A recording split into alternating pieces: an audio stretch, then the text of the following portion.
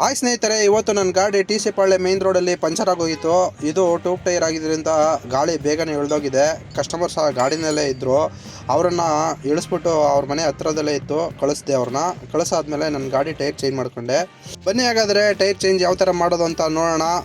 So ಈ tyre change ಮಾಡೋದು almost all ಎಲ್ಲರಿಗೂ ಗೊತ್ತಿರುತ್ತೆ, ಈ ಟೈರ್ ಚೇಂಜ್ ಮಾಡೋದು. ಬಟ್ ನಾನು ಈ ವಿಡಿಯೋ ಅವ್ರಿಗೆ ಮಾಡ್ತಾ ಇದ್ದೀನಿ ಅಂತ ಹೇಳಿದ್ರೆ, ಹೊಸ್ದಾಗಿ ಬಂದಿರ್ತಾರಲ್ಲ ಅಂಥವ್ರಿಗೆ ಹೆಲ್ಪ್ ಆಗಲಿ ಅಂತ ಮಾಡ್ತಾ ಇದ್ದೀನಿ.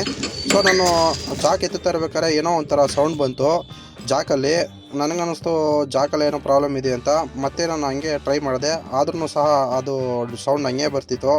ಯಾವುದಕ್ಕೂ ಸೇಫರ್ ಸೈಡ್ ಇರಲಿ ಅಂತ ಹೇಳ್ಬಿಟ್ಟು ನಾನು ಅಲ್ಲೇ ಪಕ್ಕದಲ್ಲೇ ಇಟ್ಟಿಗೆಗಳಿದ್ದು, ಸಿಮೆಂಟ್ ಇಟ್ಟಿಗೆಗಳು, ಅವನ್ನ ತಗೊಬಂದು ಕಾರ್ ಕೆಳಗಡೆ ಸೇಫರ್ ಸೈಡ್ಗಾಗಿ ಇಟ್ಕೊಂಡೆ. ಸೊ ಟೈರ್ನ ಬಿಚ್ಚೋದಕ್ಕಿಂತ ಮುಂಚೆ, ಜಾಕ್ ಹಾಕೋದಕ್ಕಿಂತ ಮುಂಚೆ ನಾವೇನು ಮಾಡ್ಕೋಬೇಕು, ನೆಟ್ನ ಲೂಸ್ ಮಾಡ್ಕೊಂಡಿರಬೇಕು. ಯಾಕೆ ಅಂತ ಹೇಳಿದ್ರೆ, ನಾವು ಜಾಕ್ ಎತ್ತಾದ್ಮೇಲೆ ಮತ್ತೆ ನಾವು ನೆಟ್ ಬಿಚ್ಚೋಕೆ ಹೋದರೆ ಅದು ನೆಟ್ಟು ಅಷ್ಟು ಸುಲಭವಾಗಿ ಬರೋದಿಲ್ಲ.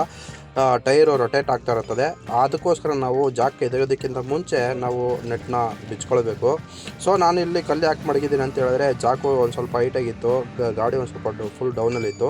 ಅದಕ್ಕೋಸ್ಕರ ನಾನು ಕಲ್ಲು ಇಟ್ಕೊಂಡಿದ್ದೀನಿ. ಸೊ ಈ ಸಿಮೆಂಟ್ ಇಟ್ಟಿಗೆಗಳನ್ನು, 2 ಇಟ್ಟಿಗೆಗಳನ್ನು ಯಾಕೆ ಈ ಕಾರ್ ಕೆಳಗಡೆ ಇಟ್ಕೊಂಡೆ ಅಂತ ಹೇಳಿದ್ರೆ, ನನ್ನ ಜಾಕಲ್ಲಿ ಏನೋ ಒಂಥರ ಸೌಂಡ್ ಬರ್ತಾಯಿತ್ತು. ಸೊ ನಾನು ಜಾಕ್ ಹಂಗೆ ಲಿಫ್ಟ್ ಮಾಡಿದರೆ, ಸಪೋಸ್ ಸಡನ್ನಾಗಿ ಇದರ ಜಾಕು ಡೌನ್ ಆಗಿಬಿಟ್ಟಿದ್ರೆ ನನ್ನ ಗಾಡಿದು ಪ್ರಾಬ್ಲಮ್ ಆಗೋದು. ನಾನು ಕೆಳಗಡೆ ಕೂತ್ಕೊಂಡು ಜಾಕ್ನ ಲಿಫ್ಟ್ ಮಾಡ್ತಾಯಿದ್ದೆ, ಆವಾಗ ನನಗೂ ಪ್ರಾಬ್ಲಮ್ ಆಗೋದು.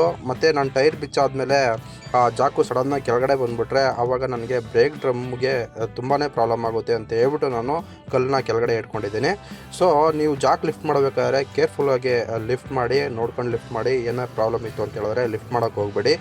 ಅದರ ಜೊತೆಗೆ ಏನಾದರೂ ಸಪೋರ್ಟ್ ತಗೊಂಡು ನೀವು ಲಿಫ್ಟ್ ಮಾಡೋದು ಒಳ್ಳೆಯದು ಅಂತ ನನ್ನ ಒಂದು ಭಾವನೆ.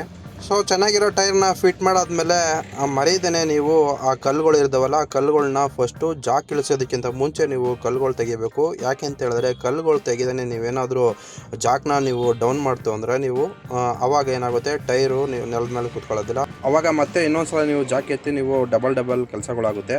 ಆದ್ದರಿಂದ ನೀವು ನೋಡಿಕೊಂಡೆ ಫಸ್ಟೇ ನೀವು ಮಾಡ್ಕೋಬೇಕು. ಅದಾದಮೇಲೆ ನೀವು ಜಾಕ್ ಇಳಿಸೋದಕ್ಕಿಂತ ಮುಂಚೆ ಒಂದು ಸ್ವಲ್ಪ ಲೈಟಾಗಿ ನೀವು ನೆಟ್ಟನ್ನು ಟೈಟ್ ಮಾಡ್ಕೊಂಡಿರಬೇಕು.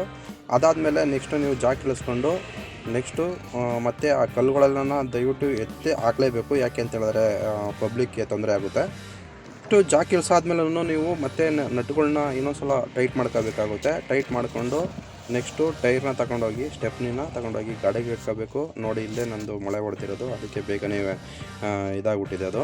ಸೊ ಟೈರೆಲ್ಲ ತಗೊಂಡು ಡಿಕ್ಕಿಗೆ ಇಟ್ಟಾದ್ಮೇಲೆ ನೆಕ್ಸ್ಟು ಅಲ್ಲಿರೋವಂಥ ಐಟಮ್ನೆಲ್ಲ ತೆಗ್ದು ನಾವು ಗಾಡಿಗಳಿಗೆ ಹಾಕೋಬೇಕಾಗುತ್ತೆ. ಹಾಕ್ಕೊಂಡು ನೆಕ್ಸ್ಟು ನನ್ನ ಗಾಡಿ ರೆಡಿ ಆಯಿತು. ಸೊ ಕೈಕಾಲೆಲ್ಲ ತೊಳ್ಕೊಂಡು ನಾನು ಓವರ್ಟೇಕ್ ಕೆಲಸಕ್ಕೆ.